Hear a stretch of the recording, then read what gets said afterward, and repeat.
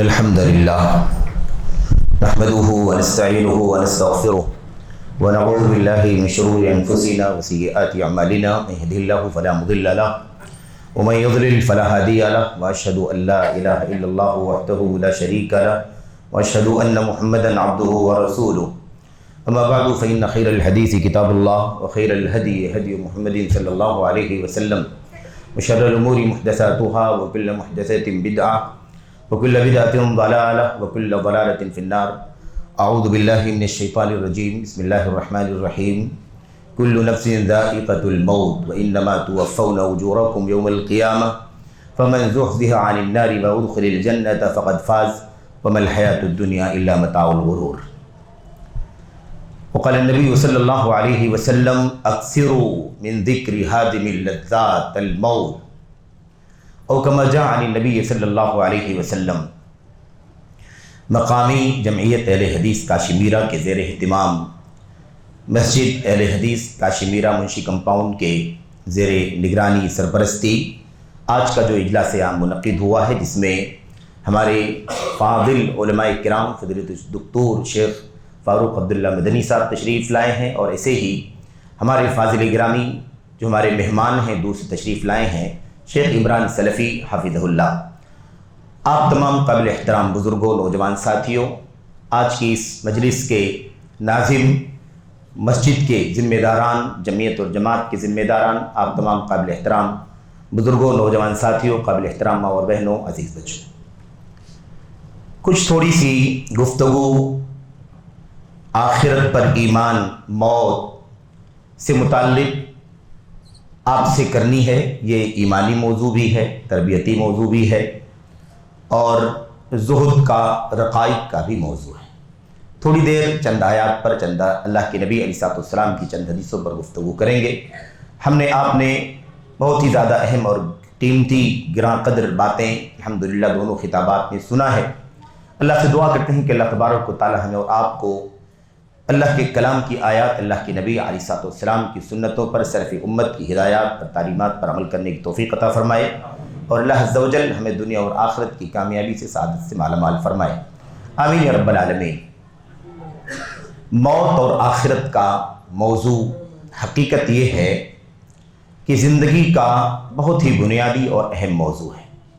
ہماری اور آپ کی زندگی میں جو بے اعتدالیاں ہیں، اس کا تعلق ایمان و عقیدے سے ہو، اس کا تعلق عبادات سے ہو، اس کا تعلق ہماری اور آپ کی روزمرہ کی زندگی میں لین دین، خرید فروخت، حلال حرام سے ہو، باہمی حقوق میں ادائیگی میں کوتاہی سے اس کا تعلق ہو، اللہ تبارک و تعالیٰ کے حقوق اور فرائض میں کوتاہی کا مسئلہ ہو، الغرض جتنے بھی منکرات اور ہماری زندگیوں میں کمیاں، خامیاں، کوتاہیاں ہیں، اور اس کے پیچھے دنیا کی رنگینیاں، دنیا کی لذتیں، اور ایسے ہی دنیا کے اندر ہمارا آپ کا کھو جانا، اس کے اندر اس قدر مشغول ہو جانا کہ ہم اللہ تبارک و تعالیٰ کے دین سے غفلت کا شکار ہو جائیں، اللہ تبارک و تعالیٰ کے دین سے بے اعتنائی کرنے لگیں.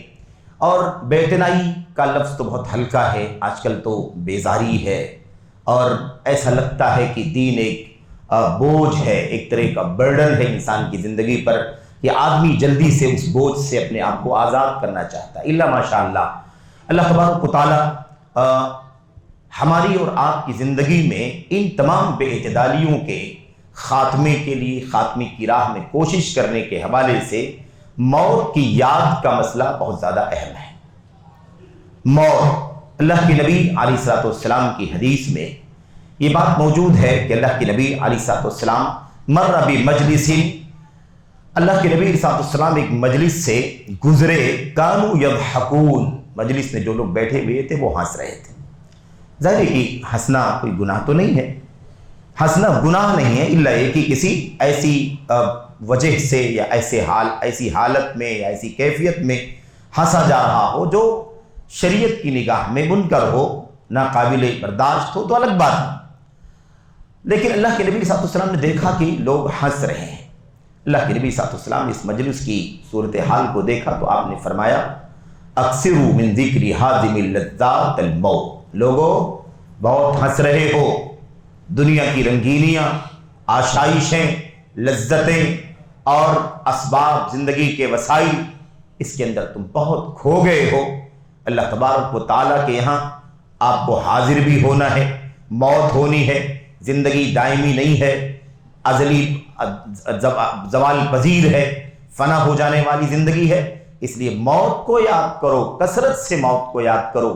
یہ جن لذتوں میں کھو کر کے تم اس قدر قہقہے لگا کر کے ہنس رہے ہو، یہ ختم ہو جائے گی، یہ ساری چیزیں ختم ہو جائیں گی جب تم موت کو یاد کرو گے۔ بہرحال اللہ کے نبی علیہ السلام کی وہ حدیثیں بھی آئیں گی کہ اللہ کے نبی نے فرمایا تھا کہ جب انسان کی زندگی میں کشادگی بہت زیادہ ہو، آدمی اگر موت کو یاد کر لے تو کشادگی سمٹ جائے گی، اور اگر تنگی ہو انسان کی زندگی میں اور انسان موت کو یاد کر لے تو وہ تنگی، وہ ضیق جو ہے وہ وسعت میں کشادگی میں بدل جائے۔ اللہ کے کلام کی بہت ساری آیتیں، اللہ کے نبی علیہ السلام کی بہت ساری حدیثیں، ظاہر ہے کہ یہ آخرت کا عنوان ہے، آخرت کا موضوع ہے۔ بے انتہا دلیلیں، بے انتہا آیات حدیث کی بھرمار ہے، کثرت سے آیات ہیں، کثرت سے حدیث ہیں۔ چند آیات اور چند حدیث کو ہم سب پڑھ کر کے اس پر غور کر لیں۔ موت کو یاد کر لینا چاہیے۔ موت کو یاد کرنا انسان کی زندگی میں اصلاح کا بہت بڑا سبب ہے، بہت بڑا ذریعہ ہے۔ غفلت سے ہوش میں لانے والا کام ہے، بھول جانے والے کو یاد دلانے والا کام ہے، میرے بھائیوں کھو جانے والے کو راہ راست پر لانے کا سبب اور ذریعہ ہے۔ اس لیے ہمیں چاہیے کہ ہم موت کو کثرت سے یاد کریں۔ ایمان بالیوم بالآخر کا موضوع ایمان کے 6 ارکان میں سے ایک بنیادی رکن ہے، اسے ترتیب میں 5ویں نمبر پر بیان کیا جاتا ہے۔ میرے بھائیوں، میرے بزرگوں، اس آخرت پر ایمان کا جو آغاز ہوتا ہے وہ یہیں سے ہوتا ہے کہ انسان کی زندگی کی مدت جب ختم ہو جائے تو موت آ جاتی ہے، اور موت کے ساتھ ہی آخرت کی شروعات ہو جاتی ہے۔ موت آ گئی تو قیامت آ گئی، انفرادی قیامت یا چھوٹی قیامت کیا ہے؟ جس کی موت ہوئی، جیسا کہ روایات کے اندر موجود ہے کہ جس کی موت ہو گئی اس کی قیامت آ گئی۔ تو آپ یہ سمجھیں کہ یہیں سے اس کی شروعات ہوتی ہے۔ آخرت پر ایمان، آخرت پر ایمان، والیوم الآخر وبالیوم الآخر، آخرت پر ایمان ہونا چاہیے۔ وبالآخرۃ ھم یوقنون، آخرت پر ایمان رکھتے ہیں وہ اللہ تبارک و تعالیٰ کے نیک بندے۔ آخرت پر ایمان کیا مطلب ہے؟ آخرت پر ایمان کا، آخرت پر ایمان کا مطلب یہ ہے کہ جو زندگی چل رہی ہے، اس کے بعد کی جو زندگی ہے، جس میں پہلا مرحلہ برزخ کا ہے، اور وہیں سے آخرت کی منزل کی شروعات ہو جائے گی، اور اس کے بعد بعث بعد الموت کا مرحلہ ہے، وہ آخرت کا آخری مرحلہ ہے جو حساب و کتاب سے گزر کر کے جنت اور جہنم کے فیصلے سے مکمل ہو جائے گا۔ تو موت کو یاد کرنے کا مطلب یہ ہے کہ انسانی زندگی میں جو کچھ ہم کر رہے ہیں، ان تمام چیزوں کو ذہن میں رکھیں اور یاد کریں کہ مرنا بھی ہے، مر جانا ہے۔ یہ ہنسی، یہ قہقہے، یہ لذتیں، اور یہ آزادی اور یہ آوارگی اور یہ دنیا پرستی، یہ ہوائے نفس اور خواہشات کے پیچھے بھاگنا، غلامی کرنا، یہ سارا سلسلہ کلوز ہوگا موت کے ساتھ ہی۔ آنکھ بند ہو گئی، یہ سب کا سب سلسلہ ختم ہو جائے۔ تو ٹھیک ہے، موت کے بعد، زندگی کے بعد موت ہے تو سلسلہ ختم ہو جائے گا، لیکن کفار کا، مشرکین کا یہ عقیدہ تھا کہ موت آئی تو سلسلہ ختم ہو گیا، یعنی اب اس کے بعد کچھ نہیں ہونا ہے۔ لیکن ہمارا ایمان کیا ہے؟ اس موت کے بعد برزخ کی زندگی ہے، اور برزخ میں حساب و کتاب ہوگا، نعمتیں ملیں گی نعمت کے حقداروں کو، عذاب ہوگا عذاب کی مستحقین کو، اور اس کے بعد پھر اسی انداز سے جو انجام آخرت میں ہونے والا ہے جنت اور جہنم کی شکل میں، اسی کا پہلا منظر اس برزخ کی زندگی میں انسان کو دیکھنے کو ملے گا۔ میرے بھائیوں، اس کے لیے تیاری کرنی ہے، اس کی فکر کرنی ہے، کیسے برزخ میں اللہ تبارک و تعالیٰ کے فرشتوں کو جواب دینا ہے، اور یہی منزل سب سے زیادہ اہم ہے، پہلی ہے خطرناک۔ عثمانی غنی رضی اللہ تعالیٰ عنہ کا مشہور واقعہ ہم جانتے ہیں کہ عثمانی غنی رضی اللہ تعالیٰ عنہ جب کسی کو دفنانے کے لیے قبرستان جاتے تھے، وَكَانَ يَقِفُ عِنْدَ الْقَبْرِ، قبر کے پاس آپ جب کھڑے ہوتے تھے، كَانَ يَبْكِي، آپ روتے تھے، زار و قطار روتے تھے، حَتَّى يَبُلَّ لِحْيَتَهُ، یہاں تک کہ آپ کی داڑھی تر ہو جاتی تھی۔ لوگ حیران ہوتے تھے، کہتے تھے آپ سے، عثمانی غنی سے کہتے تھے کیا بات ہے، تُذْكَرُ الْجَنَّةُ وَالنَّارُ وَلَا تَبْكِي، آپ کے سامنے جنت کا تذکرہ ہوتا ہے آپ نہیں روتے، آپ کے سامنے جہنم کا تذکرہ ہوتا ہے آپ اس قدر نہیں روتے، وَتَبْكِي هُنَا، لیکن آپ قبر کے پاس آتے ہیں دفنانے کے لیے کسی کو تو آپ اس قدر زاروں کے دار روتے ہیں. تو اس وقت عثمان غنی رضی اللہ تعالیٰ نے کیا جواب دیا تھا؟ انہوں نے کہا تھا ان القبر اول منزل من منازل الاخرہ، یہ قبر آخرت کے منزلوں میں سے پہلی منزل ہے. فإن نجا منه العبد فما بعده ایسر منه، اگر بندہ آخرت کی منزلوں میں سے پہلی منزل میں اگر نجات پا گیا تو بعد والی منزلیں اور زیادہ آسان ہیں. یہ منزل اگر آسانی سے کراس ہو گئی، منکر نکیر کے سوال جواب سے ہم فارغ ہو گئے، تو پھر بعد کی منزلیں اور زیادہ کیا ہو جائیں گی؟ ایسر، آسان. وَإِن لَمْ يَنْجُ مِنْهُ، اور اگر پہلی ہی منزل میں کامیاب نہیں ہوا، نجات نہیں پایا، فَمَا بَعْدَهُ أَشَدُّ مِنْهُ، اس کے بعد کی منزلیں بہت زیادہ سخت ہو جائیں گی. بعد کی منزلیں بہت زیادہ سخت ہوئی. اور کیا کہا؟ مَا رَأَيْتُ مَنْظَرًا قَطُّ إِلَّا وَالْقَبْرُ أَفْضَعُ مِنْهُ، میں نے آج تک کبھی کوئی منظر ایسا نہیں دیکھا جو قبر سے زیادہ خوفناک ہو. یہ قبر موت کے ساتھ ہی مرحلہ ہے نا، قبر کا موت کے ساتھ ہی. موت کو یاد کرنے کا مطلب یہ نہیں ہے کہ موت ہو جائے گی تو اقارب آئیں گے اور نہلائیں گے، دھلائیں گے، کفنائیں گے، خوشبو لگائیں گے اور بٹوارے کی میٹنگ ہوگی، وراثت کی تقسیم کے لیے جھگڑے ہوں گے. یہ موت کو یاد کرنے کا مطلب نہیں ہے. موت کو یاد کرنے کا مطلب ہے کہ مرنے کے ساتھ ہی حساب و کتاب اور فرشتوں کے سوالات کا سامنا، اور کیسا ایمان و عقیدہ عمل ہے اس کے مطابق جواب. اگر خیر ہے تو خیر، نہیں تو شر ہے تو شر. اور اس کے بعد وہ پوری تفصیلات جو اللہ کے نبی علیہ السلام نے حضرت براء ابن عازب رضی اللہ تعالیٰ عنہ کی روایت میں خاص طور پر قبر کی منزل کا پورا نقشہ کھینچا ہے، جس میں عذاب قبر کا بھی ذکر ہے، نعمت قبر کا بھی ذکر ہے، وہ سب سامنے آئے گا. تو میرے بھائی، موت کو یاد کرنے کی ضرورت ہے. سب سے خطرناک ہے یہ. اگر یہاں سے ہم کراس ہو گئے تو بعد کی منزل آسان ہے. نہیں نجات پا سکے، اشد اور زیادہ مشکل. بہرحال اللہ کے کلام کی آیات میں بہت ساری آیتیں موجود ہیں. آئیے، چونکہ موضوع آیت آخرت سے متعلق یعنی موت کو یاد کرنے اور اس کی حقیقت سے متعلق ہے اور اس کے لیے تیاری کرنے سے متعلق ہے، تو چند آیات کا تذکرہ ایک دم ضروری ہے کہ ہم کر لیں. اللہ تبارک و تعالیٰ نے فرمایا، اور وہ آیتیں جو اکثر و بیشتر ہم سنتے ہیں انہی آیتوں کا تذکرہ کر لیا جاتا ہے، اکا دکا آیتوں کا. اللہ تبارک و تعالیٰ فرماتا ہے کل نفس ذائقۃ الموت، ہر شخص کو موت کا مزہ چکھنا ہے. ہر شخص کو موت کا مزہ چکھنا ہے. اچھا، یہ بات ہم سب کہتے ہیں لیکن کہہ کے گزر جاتے ہیں. یہ وہ آیتیں ہیں جب صحابہ پڑھتے تھے تو زاروں کے تار روتے تھے کہ انہیں احساس ہوتا تھا. وہ ہماری طرح نہیں پڑھتے تھے. ہم نے تو ہر چیز کو منورنجن کی طرح سمجھ لیا. ایسا کچھ ملنا چاہیے کہ اچھا لگے، مزہ آئے، وہی سننا چاہتے ہیں، جس سے دلچسپی ہو وہی سننا چاہتے ہیں، جس میں ہے نا انجوائمنٹ ہو، انٹرٹینمنٹ ہو اور اس میں دلچسپی پیدا ہو، کچھ کہے لگیں، کچھ مزہ آئے. میرے بھائی، اس لیے آج آپ دیکھیں گے بہت معذرت کے ساتھ کہ لوگ آخرت کی ہولناکی، قیامت کی ہولناکی بھی بیان کرتے ہیں تو اس کو بھی ہنس کے کھلکھلا کے بیان کرتے ہیں. ایسا لگتا ہے کہ کوئی لطیفہ سنایا جا رہا ہو. میرے بھائی، کیا ہے؟ زار و قطار روتے تھے نبی کے اصحاب اور امت کے سلف آخرت کی باتوں کو سن کر کے، جنت و جہنم کے تذکرے کو سن کر کے. خود اللہ کے نبی صلی اللہ علیہ وسلم، میرے بھائی، واقعہ آپ کے سامنے ہے. کسی کی تدفین کے لیے اللہ کے نبی صلی اللہ علیہ وسلم تشریف لے گئے تو آپ ایک دم غمگین اور رنجیدہ بیٹھے ہوئے تھے. آپ کے ہاتھ میں لکڑی کا ٹکڑا تھا اور آپ اس طرح سے زمین پر اس طرح سے وہ لکڑی گھما رہے تھے اور آپ عرض کر رہے تھے کہ یہ منظر موت کی تیاری کا بہت زیادہ اہم ہے. انسانی زندگی میں اس کی فکر ہونی چاہیے. ہر نفس کو موت کا مزہ چکھنا ہے. اس کے بعد کیا ہوگا؟ مر جائیں گے، ہم سب مر جائیں گے. بڑے ہوں، چھوٹے ہوں، ادنا ہوں، اعلیٰ ہوں، علماء ہوں، جہلا ہوں، انبیاء ہوں اور رسول ہوں، اور ایسے ہی چاہے ان کا تعلق کسی بھی طبقے سے ہو، سب کو موت کا مزہ چکھنا ہے.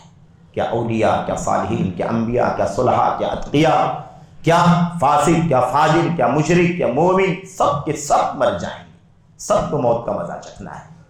میرے بھائیو، اس کے بعد اللہ تبارک و تعالیٰ فرماتا ہے وَإِنَّمَا تُوَفَّوْنَ أُجُورَكُمْ يَوْمَ الْقِيَامَةِ، اور اس کے بعد قیامت کے دن تم اپنے اعمال کا بدلہ پورا دیے جاؤ گے. پورا بدلہ ملے گا. ظاہر کہ اللہ تبارک و تعالیٰ کے عادل ہے، انصاف ہے.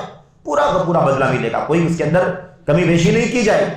نہ انصافی ظلم زیادتی کا کوئی شائبہ نہیں ہے. بار بار یہ بات آتی ہے اللہ تبارک و تعالیٰ کا جو فیصلہ ہے وہ دائر بین العدل والفضل. اللہ تبارک و تعالیٰ کا جو فیصلہ ہوگا قیامت کے دن اور وہ عدل اور فضل کے بیچ میں ہوگا.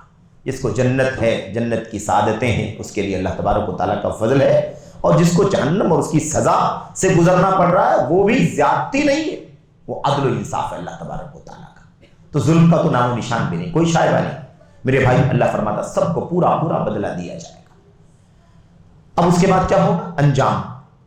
دنیا کا تذکرہ ہوا، موت کی بات آ گئی تو دنیا کا تذکرہ ہو گیا، کیونکہ زندگی کے بعد ہی موت، تو زندگی کا تذکرہ بھی آ گیا، موت کا بھی تذکرہ آ گیا، اور اس کے بعد حساب و کتاب کا تذکرہ آ گیا. ہر ایک کو اپنے اپنے عمل کا پورا پورا بدلہ دیا جائے گا. اور اس کے بعد جزا، سزا کا تذکرہ. اللہ فرماتا ہے فَمَنْ زُحْزِحَ عَنِ النَّارِ. اب حساب و کتاب کے بعد جس کو جہنم سے بچا لیا گیا اور جنت میں داخل کر لیا گیا، فقط فاز، وہ کامیاب ہو گئے. کامیاب کون ہے؟ جو جہنم سے بچ جائے، جنت کا مستحق بن جائے. جنت پانے والا، جہنم سے بچا لیا جانے والا ہی کون ہے؟ کامیاب ہے. آج ہماری اور آپ کی زندگی میں کامیابی کا معیار الگ الگ ہو گیا. کوئی دولت کو کامیابی، کوئی شہرت کو کامیابی، کوئی عہدے کو کامیابی، کوئی منصب کو کامیابی، کوئی بیلنس کو کامیابی، کوئی الگ الگ اسٹیٹس اور معیار لوگوں نے بنا رکھا ہے. لوگ کہتے ہیں کہ فلاں تو سکسیس ہو گیا، فلاں کامیاب ہو گیا. میرے بھائی کامیابی کا معیار دنیا میں الگ الگ ہے، لیکن اصل کامیابی اللہ تبارک و تعالیٰ کے یہاں کیا ہے؟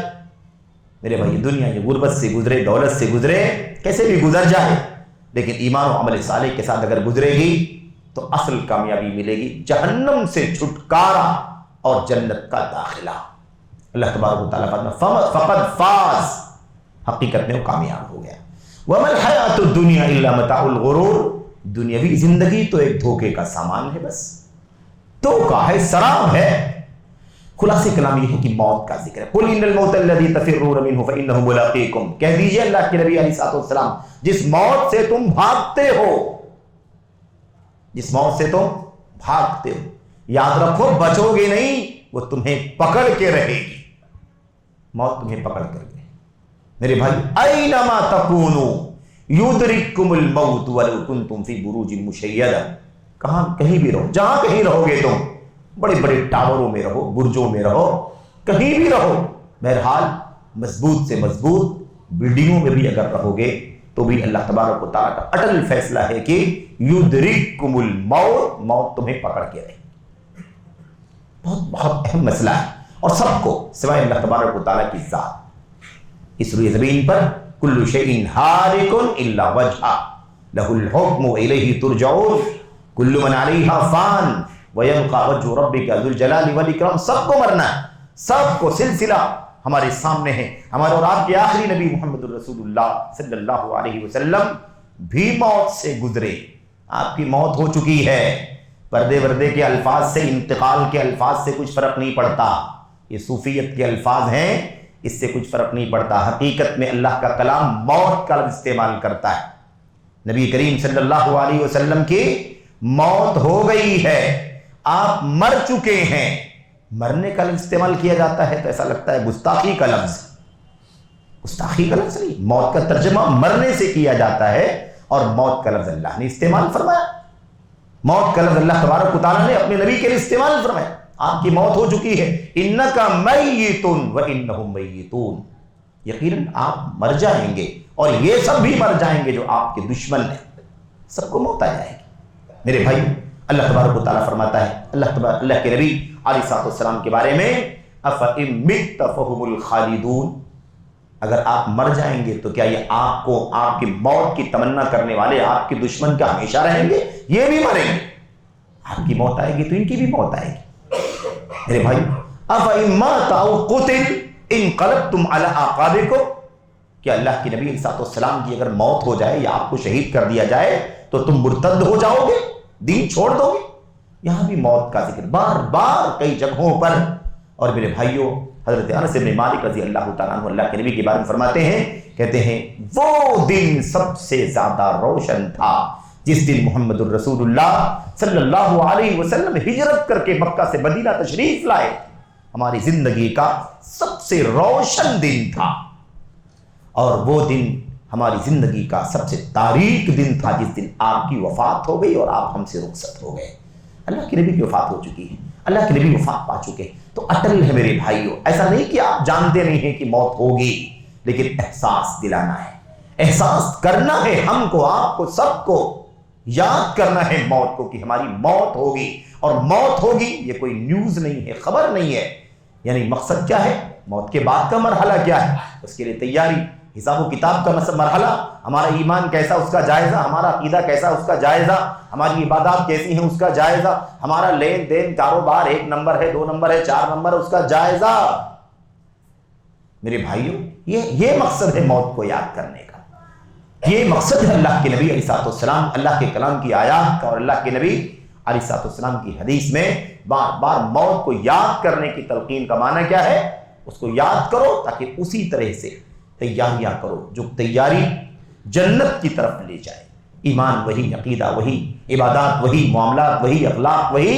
ایک مسلمان کی زندگی صحیح معنوں میں کتاب و سنت اور حضرات صحابہ کرام کی سیرت کی روشنی میں ڈھلی ہوئی ہونی چاہیے نجات پانے کی، ورنہ وہ کیفیت نہ ہو کہ جیسے اللہ نے نقشہ کھینچا ہے، قیامت کا دن ہوگا، ہم نے اللہ تبارک و تعالیٰ کے یہاں حاضری کے لیے تیاری نہیں کی، ہمارا ایمان ویسا نہیں، ہماری عبادات ویسے نہیں، ہمارے اعمال ویسے نہیں جیسے ہونا چاہیے، اور ہم کہاں کس کے ساتھ ہم رہے، کیسے ہم نے اپنی زندگی کو برباد کر لیا۔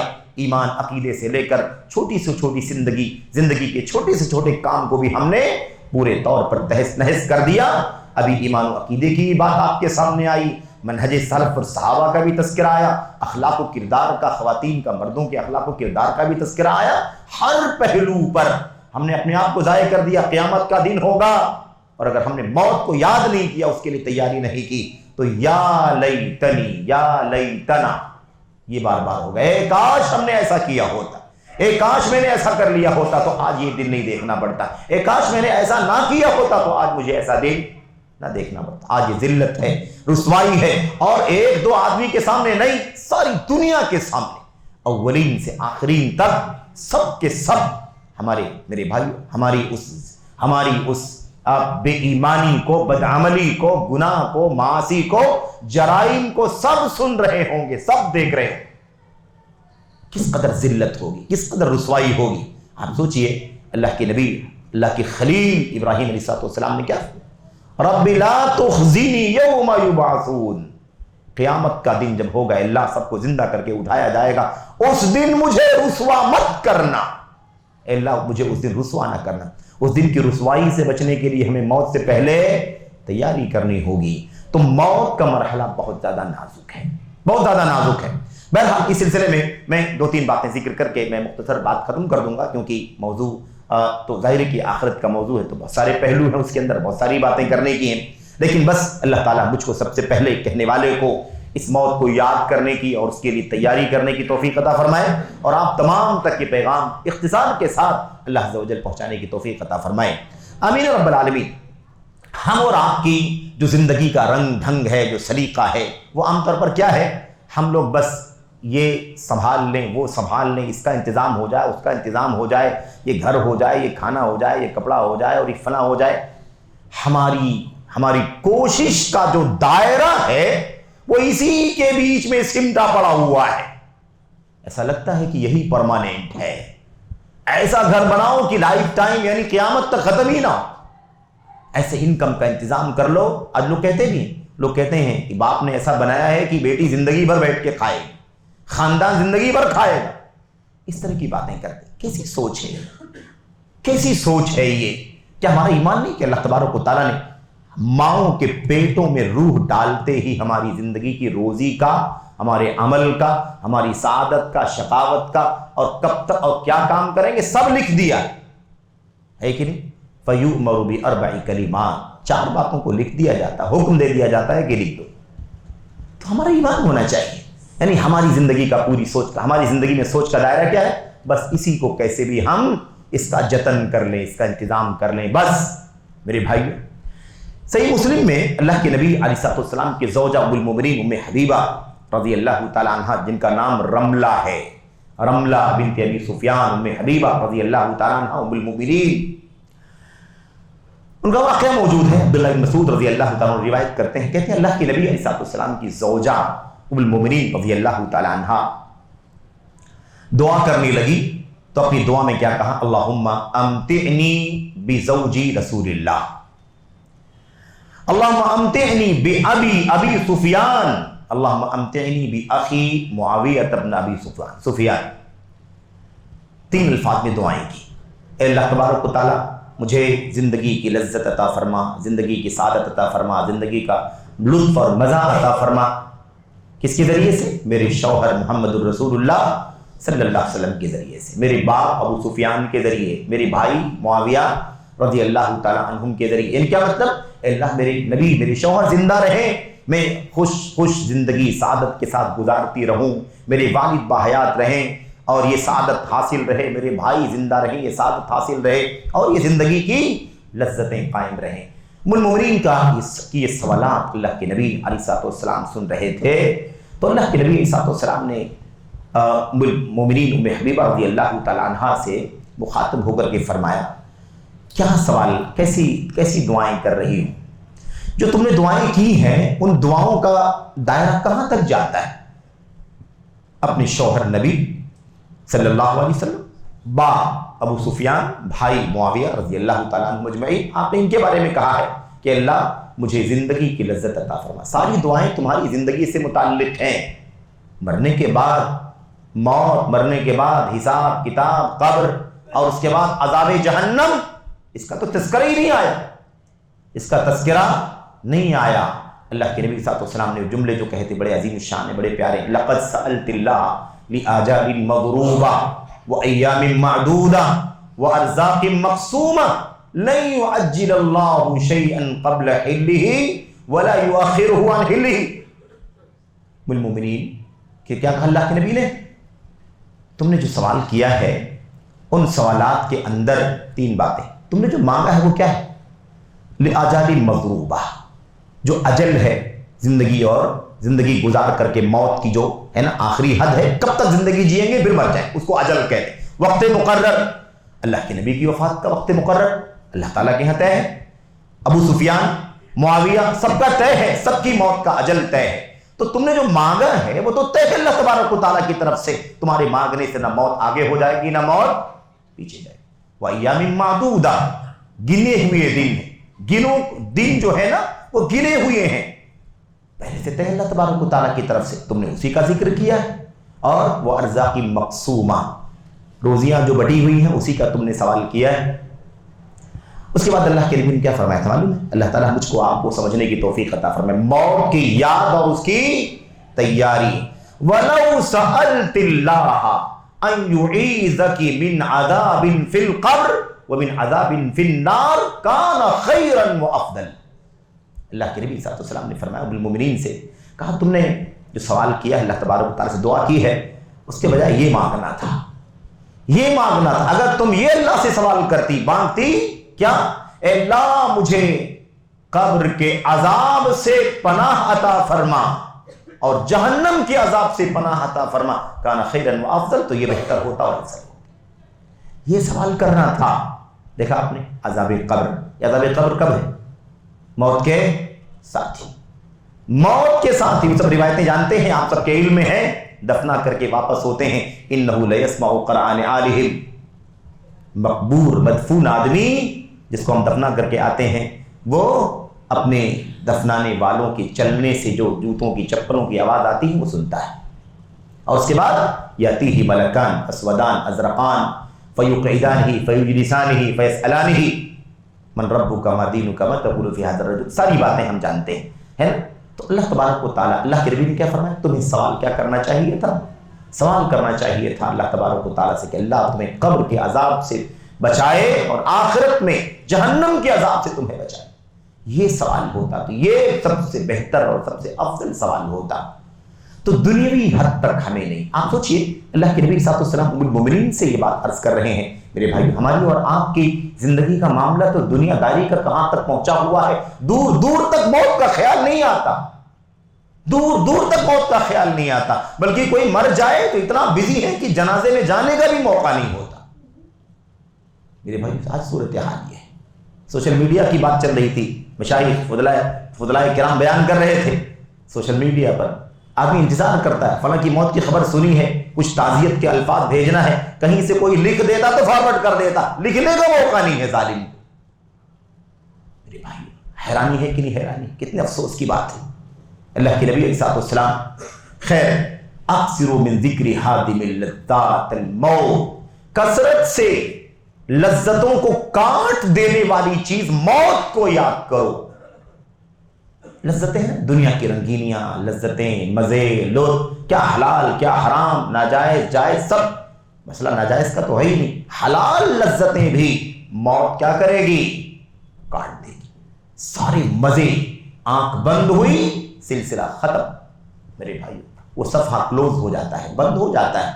یاد رکھیں پھر دنیا کی ساری لذتوں کا کوئی تصور، کوئی کام نہیں، کچھ بھی نہیں۔ اب تو دوسری طرف ہے، اب تو حساب و کتاب ہے، سوال و جواب ہے، اللہ تبارک و تعالیٰ کے سامنے پیشی کا خوف ہے، اندیشہ، اور پھر اس کے لیے کیا کرے گا انسان؟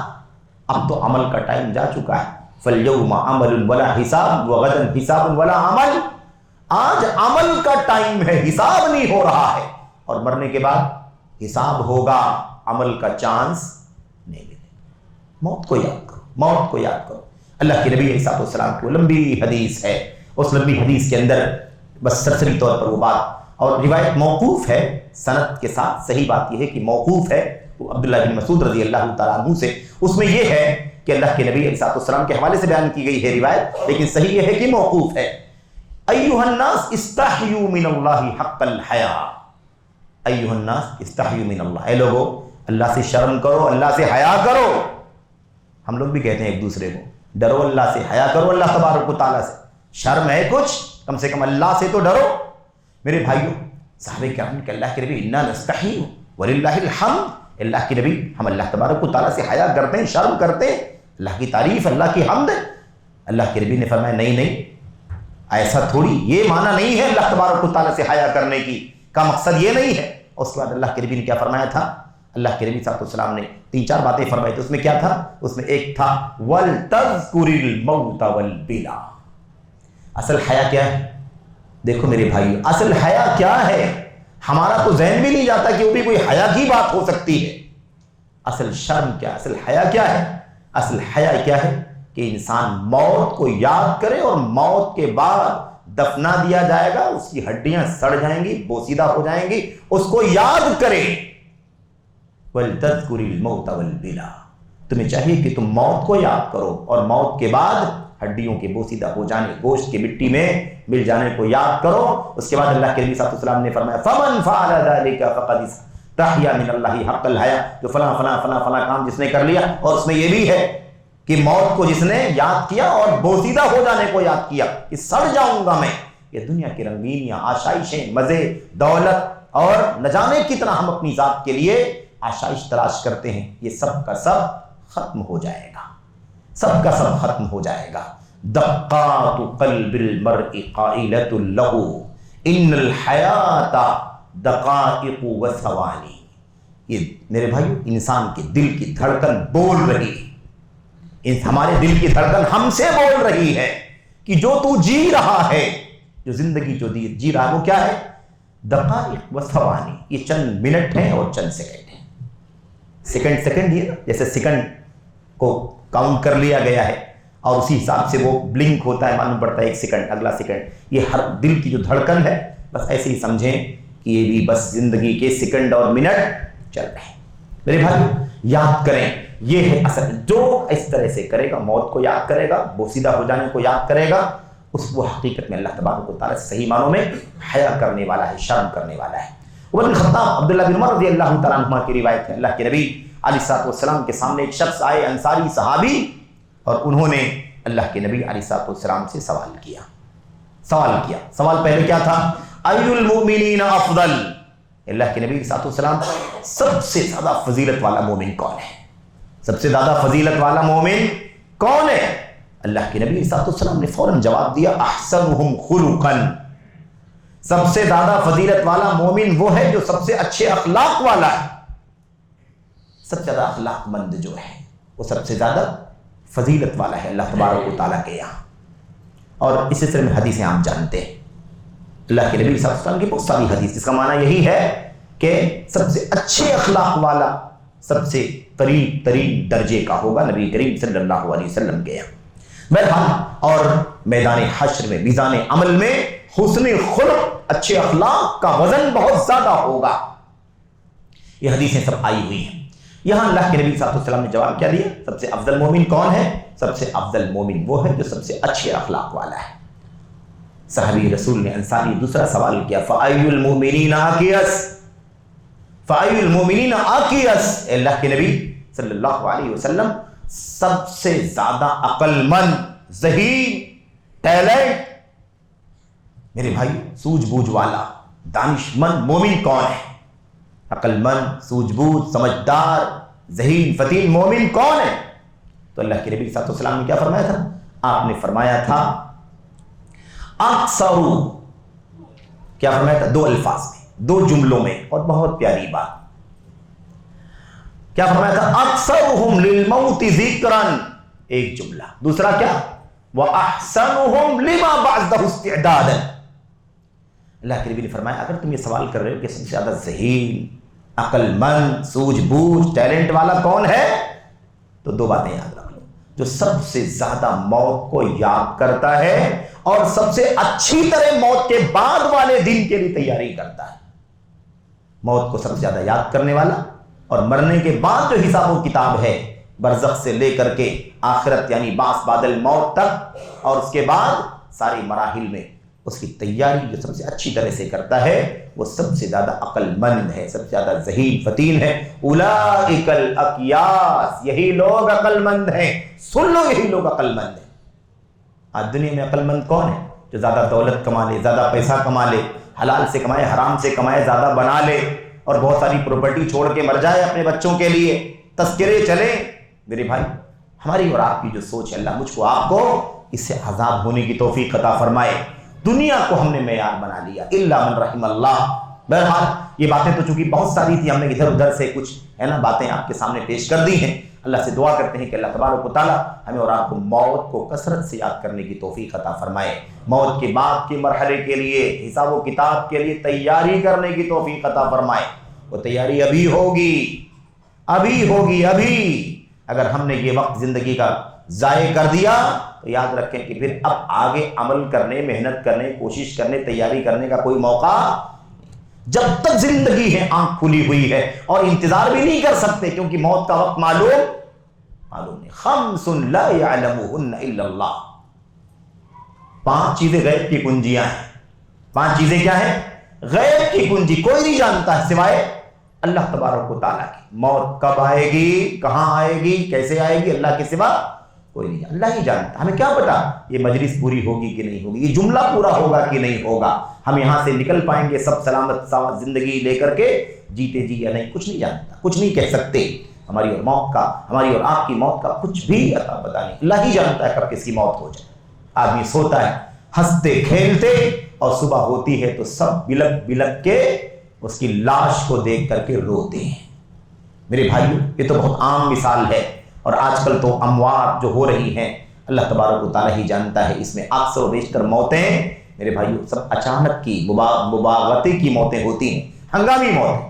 آدمی ہنستا کھیلتا تھا اور موت کے گھاٹ اتر گیا اور کچھ سمجھ میں نہیں آتا، اٹیک آ گیا، یہ ہو گیا، وہ ہو گیا، ہیمریج ہو گیا، ساری چیزیں، موت کا وقت طے ہے۔ یہ سب تو اللہ تبارک و تعالیٰ کی طرف سے فیصلے ہیں، کوئی نہ کوئی وجہ تو موت کی ہوگی، لیکن موت طے ہے۔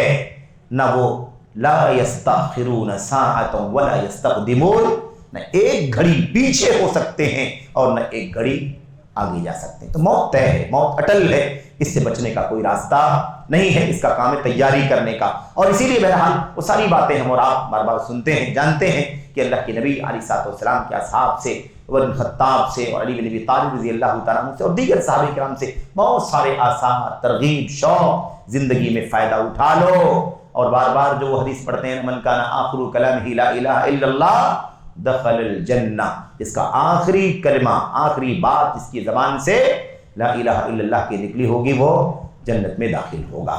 کیا مطلب ہے اس کا؟ یہ آخر کلام ہی کیوں کہا؟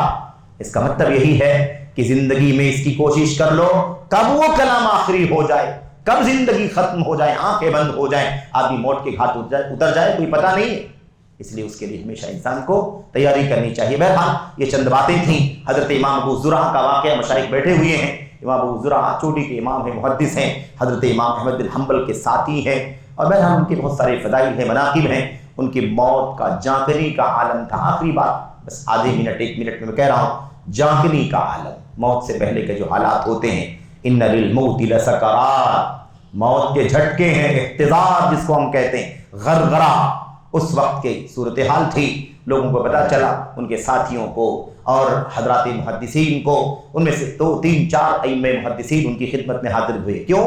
موت سے پہلے لا الہ الا اللہ کی تلقین کرنے کے لیے طے کیا۔ امام ابو حاتم رازی نے اور امام محمد بن مسلم نے اور بھی 1 2 مشائخ کا نام ہے، ائمہ کا، محدثین کا، جو مجھے اس وقت میرے ذہن میں نہیں ہے۔ یہ 3 4 محدثین تھے، انہوں نے کہا چلو ہم چلتے ہیں امام ابو زرعہ رازی رحمۃ اللہ علیہ کو لا الہ الا اللہ کی تلقین کرتے ہیں، یعنی چل کر کے ان کے پاس لا الہ الا اللہ بولتے ہیں، یا بولنے کا کوئی ماحول بناتے ہیں کہ تاکہ کیا ہو جائے، موت سے پہلے لا الہ الا اللہ بول دیں۔ اب ان لوگوں نے طے کیا کہ ایسا کچھ کرتے۔ اچھا ہیبت، ارے امام ابو زرعہ رازی کوئی معمولی چیز کا نام نہیں ہے، مارے ہیبت کے بڑے بڑے علماء محدثین گھبرائے جن سے، یہ صورتحال تھی۔ اور آپ سوچیے جاگنی کے وقت میں موت سے پہلے کا منظر، اور وہاں پر بھی بات کرنے سے، کچھ بولنے سے گھبرا رہے ہیں۔ آپس میں بات چیت کر کے یہ ہوا کہ بھائی آپ لوگوں میں سے، ہم لوگوں میں سے کوئی کہے، کیا طریقہ بنائے؟ ایک کام کرتے ہیں، حدیث کی سند بیان کرتے ہیں، قال حدثنا فلان قال حدثنا فلان، ہم سے فلاں نے حدیث بیان کی، ہم سے فلاں نے بیان کی، اور اس طرح سے پھر ایک آدمی رک جائے، پوری سند نہ پڑھے، پوری حدیث نہ پڑھے، اور اس کے بعد دوسرا شروع کرے، اور وہ بھی حدثنا فلان کہہ کر کے رک جائے، اور تیسرا بھی ایسے ہی کرے۔ ایسا ہی ان لوگوں نے، ان ائمہ محدثین نے کیا۔ امام ابو زرعہ رازی رحمۃ اللہ علیہ چوٹی کے امام تھے، محدث تھے، انہوں نے یہ بات سنی، اس کے بعد بیمار تھے، کہا، اشارہ کیا کہ مجھے اٹھاؤ، قومونی، مجھے اٹھا کے بٹھاؤ۔ اور یہ بھی ادب تھا، یہ بھی محدثین کا ادب تھا۔ اللہ کے نبی علیہ الصلوۃ والسلام کی حدیثوں کو باادب سلیقے سے بیٹھ کر کے بیان کرنا چاہیے، سوئے لیٹے جیسے تیسے۔ آج تو ہم لوگ کو موقع ہی نہیں ہے، ہمیں قرآن کریم پڑھنے کے لیے بھی بیٹھنے کا موقع نہیں رہتا۔ ہم تلاوت بھی کرنا چاہتے ہیں تو بہت سارے بھائی پوچھتے ہیں کہ کیا لیٹ کے پڑھ سکتے، تلاوت کر سکتے، کیا سونے سے پہلے کی دعا اور قرآن کی صورتیں، ملک اور سجدہ ہم سو کے پڑھ سکتے؟ میرے بھائی، قرآن کریم کے ادب کے ساتھ ہماری یہ حالت ہے۔ بہرحال یہ تو بات اس وقت ہوگی جب ہم پڑھیں، اور اگر پڑھے ہی نہ تو پھر یہ ساری باتیں بھی بیکار کی۔ امام ابو زرعہ رازی رحمۃ اللہ علیہ نے کہا قومونی، مجھے بٹھاؤ۔ ان کو بٹھایا گیا تو انہوں نے فوراً وہ حدیث سند کے ساتھ، یہ سارے محدثین بھی اس حدیث کی سند جانتے تھے، لیکن ان کا مقصد تھا کہ موت سے پہلے امام ابو زرعہ رازی رحمۃ اللہ علیہ اپنی زبان سے من کان آخر کلامہ لا الہ الا اللہ بول دیں، اور بولنے کے بعد ان کی موت۔ تو جیسے ہی انہوں نے یہ منظر دیکھا، کہنے لگے مجھے اٹھاؤ، اٹھا کے بٹھایا گیا۔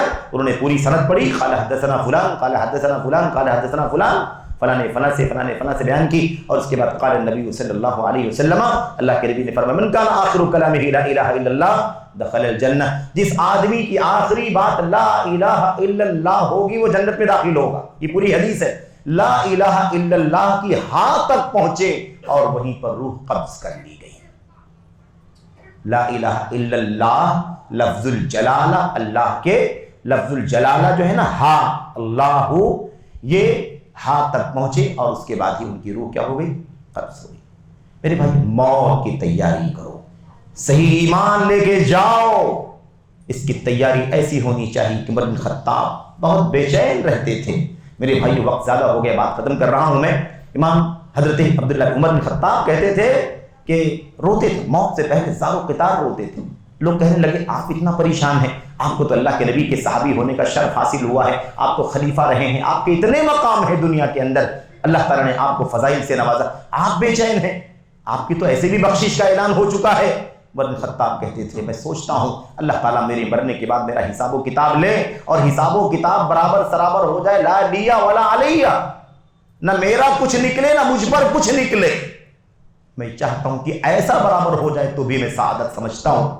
اللہ تعالیٰ مجھ کو آپ کو موت کی تیاری، موت کو یاد کرنے کی توفیق عطا فرمائے، اور موت کے لیے تیاری کرنے کی، موت کے بعد کے حالات کے لیے اور اس منظر کے لیے، محشر کے لیے تیاری کرنے کی توفیق عطا فرمائے۔ آمین رب العالمین۔